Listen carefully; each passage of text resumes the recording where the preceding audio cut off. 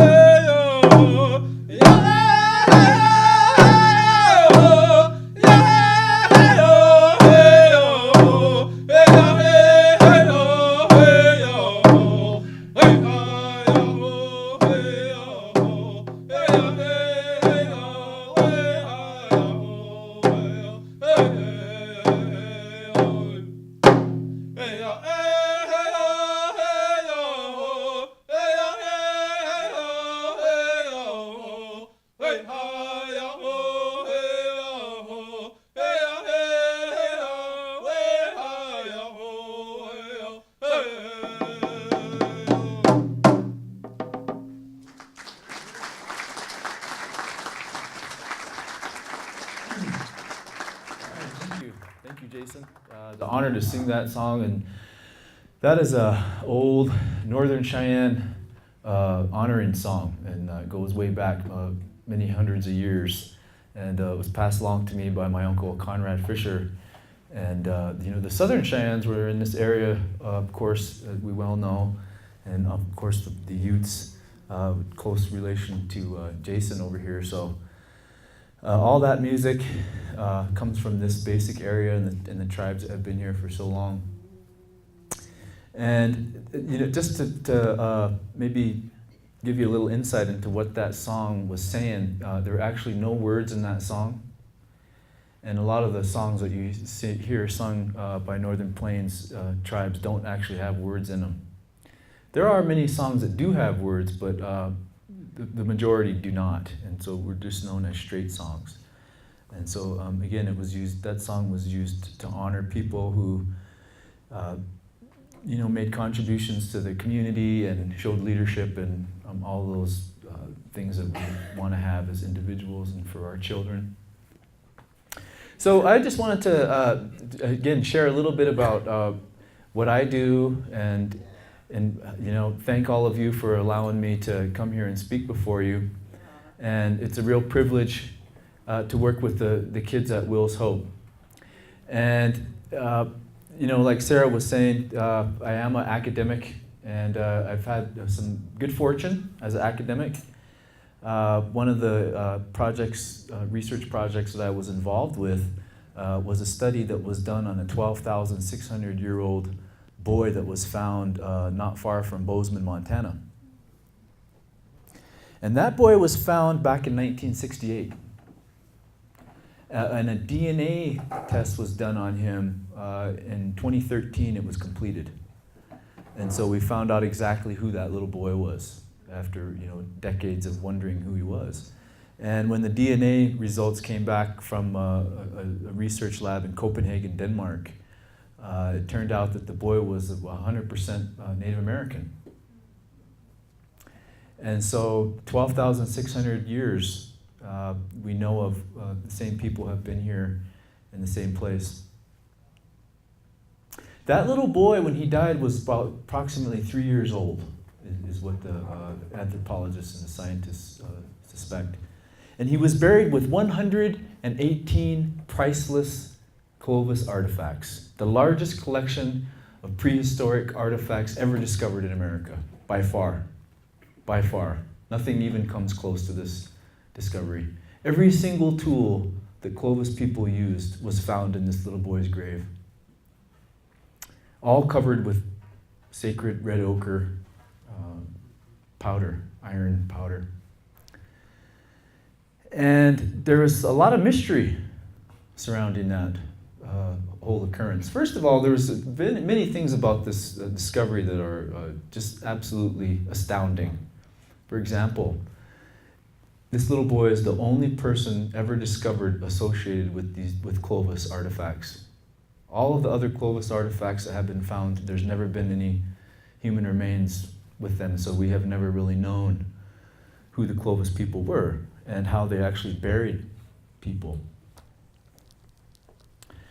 It's fascinating when you think about how much wealth went into this little boy's grave. We're talking about a 3-year-old boy. He wasn't a great warrior. He wasn't a great medicine man. He wasn't a great business leader. He did not rise to any level in society. He was only 3 years old. But yet when he was buried 12,600 years ago in the middle of an ice age, people were facing 40 degrees below zero for weeks in a row, having to share the earth with saber-toothed tigers, woolly mammoths, short-nosed bears. This was a very hostile environment. Finding a way to eke a living off of that landscape as hunters and gatherers. In the most toughest, practically probably one of the most toughest environments human beings really have ever managed to survive in. You start adding all those obstacles up that they had to overcome. And here was a 3-year-old boy, and they put every single object of wealth that they had into that grave. Why and how would these people do that? That's going to be a question that's going to be asked for as long as people ask questions about history. What was it that was so remarkable about this little boy? A lot of people want to jump to conclusions and say, well, he must have been the son of a chief. Maybe he was the son of a great man. But I have to step back and say, let's look at some historical perspective. 12,600 years ago in Montana, there were no great chiefs. There were people eking out a living, struggling to get by every single day. There was no great population.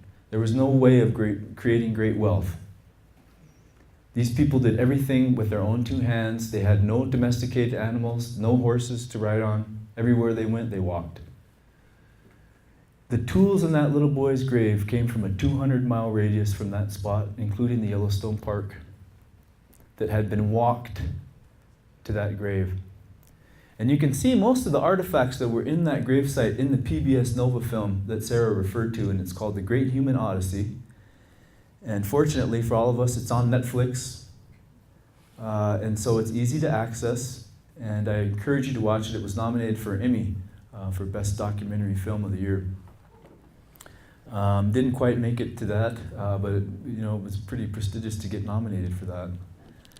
But I tell you that story because I think it tells a lot about, and what it tells to me, what it speaks to me of, is the great love that we as a human community have for our children.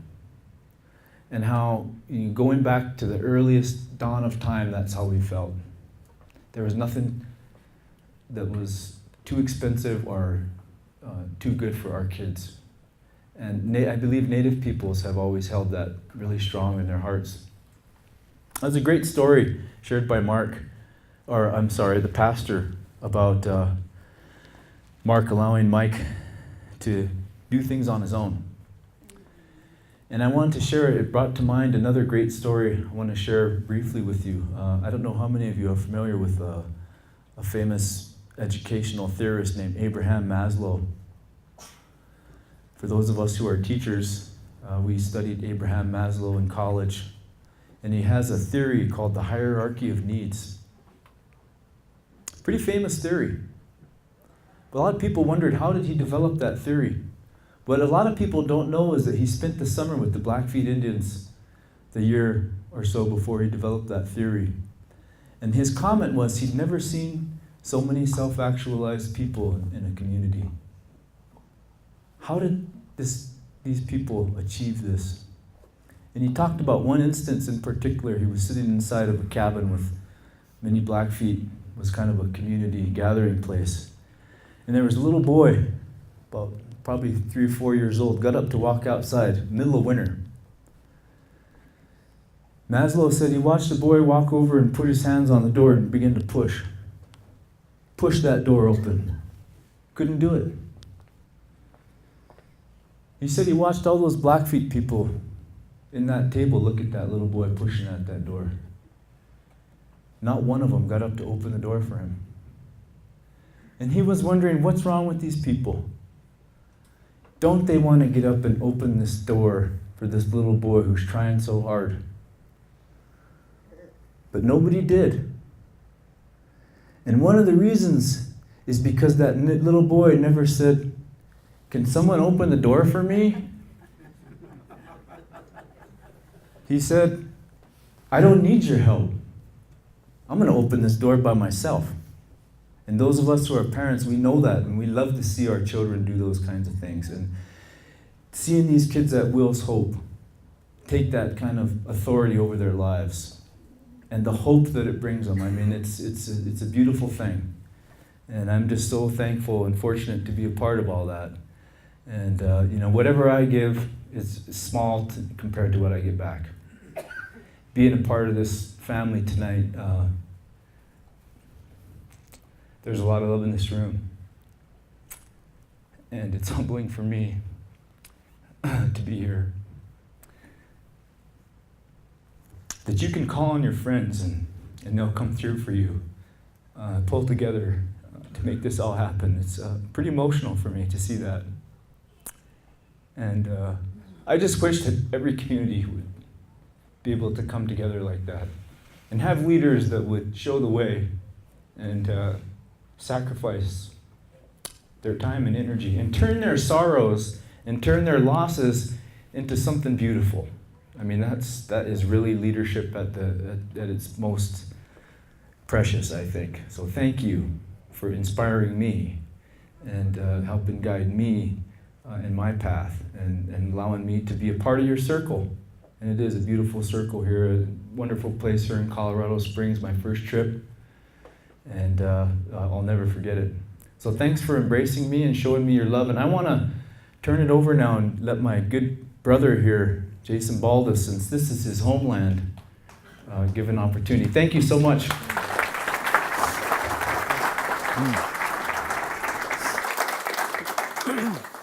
My brother Shane there, he's always got very, very wise words, and it's hard to follow him after that. I want to just thank Mark and Sarah for all of their work, for putting this together, and to all of the participants and helpers of Will's Hope, because this is all about you guys, and it's really great to see a program like this for you and for everybody else as well. I'm a member of the Shoshone tribe. We ventured down here a little bit, but this was Cheyenne and Arapaho country, and that's who my wife's people belong to. So, or who she belongs to, those people, along with the Utes south of us here. It's really great to see these little teepees sitting on your table, with all those pictures of those memories over the years that Will's Hope has had there in Yellowstone. For me, teepees are really important, and so is culture. While doing my research, understanding plants and their importance when it comes to buffalo. We stayed in our teepee, and there isn't a lot of people who've tried to live in one, but it can get a little bit cold. But they're also very, very comforting and nice, and there's something nostalgic and very moving about staying in one. The culture of Native American people has been here a long time, thousands of years, but today we don't see very much of that presence.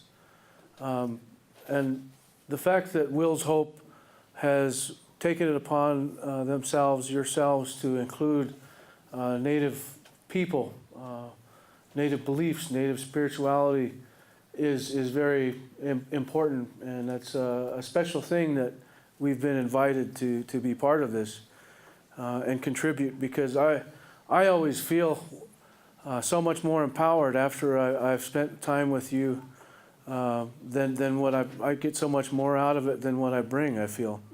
And so, when we go home after hanging out with Will's Hope and participant of Will's Hope, we feel empowered to continue on. My particular work has been on buffalo or bison. And so if you look in the back there, we've got a table that has bison or buffalo parts on it. Buffalo was life's commissary. It was food, clothing, shelter, the central to our spirituality, is still central to our ceremonies like Sundance and our sweat ceremonies. We used to have 30 to 60 million buffalo here less than 200 years ago, but they were wiped out, and it was encouraged by our own federal government as a means to annihilate Native Americans. We're lucky to even be here when it comes to some of the atrocities committed against Native Americans. But for us, buffalo is a way to heal. And so when I had the opportunity to attend university, attend college, it was always to work towards bringing buffalo back to Native American communities, especially mine, there in Wyoming, the home of the Eastern Shoshone and the Northern Arapaho people on the Wind River Reservation. And so it's been an 80-year process to get where we are. Our leadership was talking about bringing buffalo back 80 years ago. My father is a retired fish and wildlife biologist, worked on it his almost entire career. I've put several years in myself through my undergraduate and graduate work. But I'm very glad to share with you that last year we brought back 10 buffalo to the Wind River Reservation, and just a month ago we brought 10 more. And with the addition of a calf born in May, we now have 21 buffalo on the Wind River Reservation.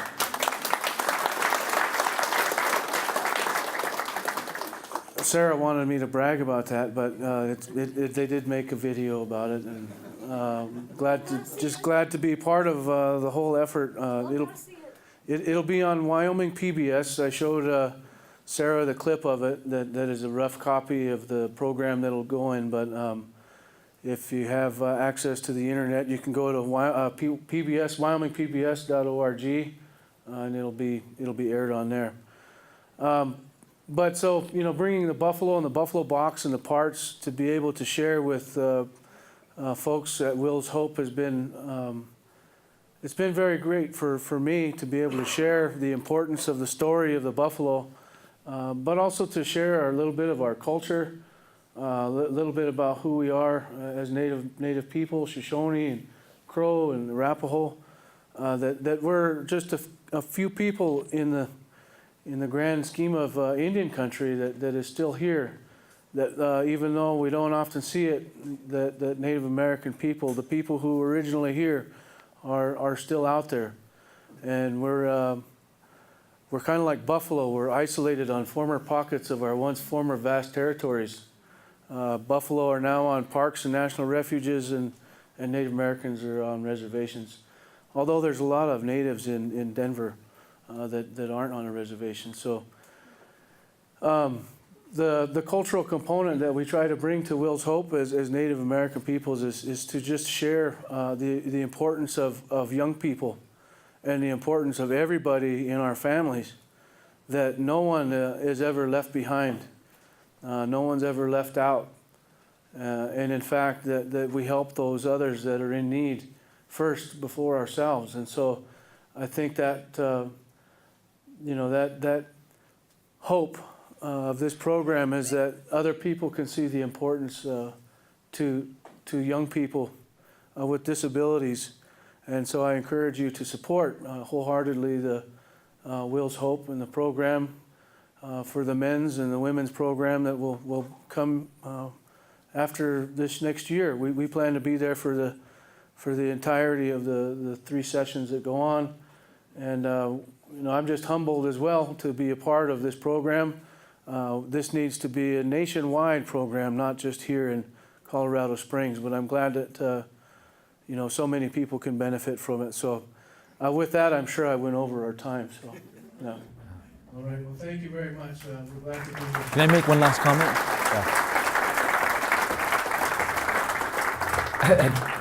I always got to have the last word, even though... Well, Jason always makes me think of good things to say, for one thing. We could probably play off each other for a long time, but one of the things that I believe in traditional communities is every child was gifted and talented. Every child has something about them that is special, and that we need to see. If we can't see it, then that's something that we need to fix in ourselves, that we're not seeing them the right way. And I just really wanted to share that. Thank you, Jason, for your beautiful words, and thank all of you again. And should we close with a song? We want to sing one more song, and so thank you again.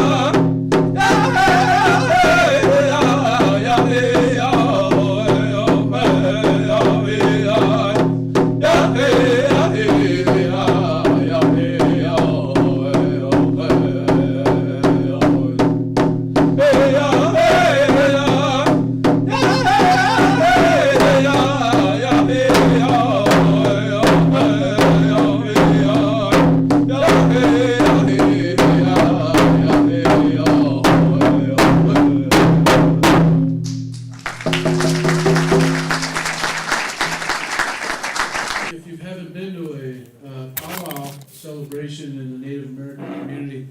A round dance is a social dance. It loosens people up, gets friends to be friends, and oftentimes the songs, the previous two songs that we sang were straight songs. They didn't have any words in them. But for fun, in our round dance songs, we often put in humorous little English rhymes. So you might catch that.